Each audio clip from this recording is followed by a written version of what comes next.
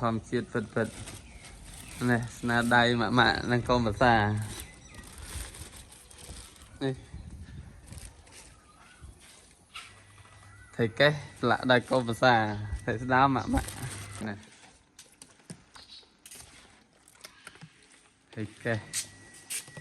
ស្លាក់នេះមានបងប្អូនឲ្យត្រូវកាយនេះឡាได้ស្នាដៃប្រពន្ធផ្ទាល់តែម្ដងនេះគេណោ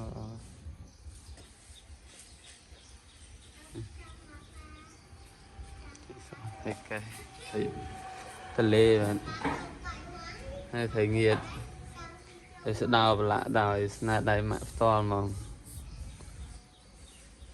ម៉ាក់នេះថៃកែនេះឡាក់ដោយស្នាដៃប្រពន្ធបាទនេះស្នាដៃរបស់ប្រពន្ធនិងម៉ាក់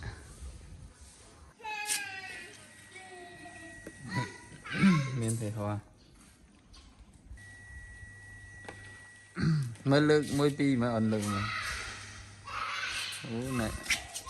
ហ្នឹងហ្នឹង2ហ្នឹង1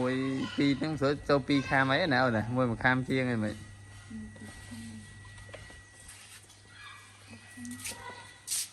ហើយធម្មជាតិពិត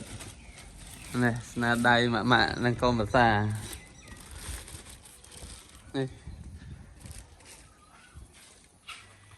ថៃកេះស្លាក់ដៃកូនប្រសាថៃស្ដាមម៉ាក់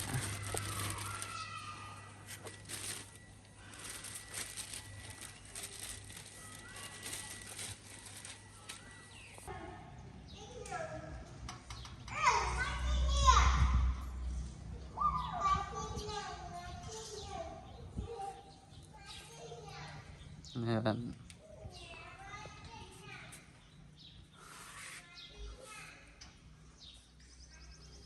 ថៃកេះនេះគេថៃកាយតាក់ទងបាននោះណាបលាក់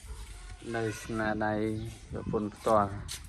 ថៃដៀបក៏មានដែរថៃដៀបបលាក់ដៃម៉ែ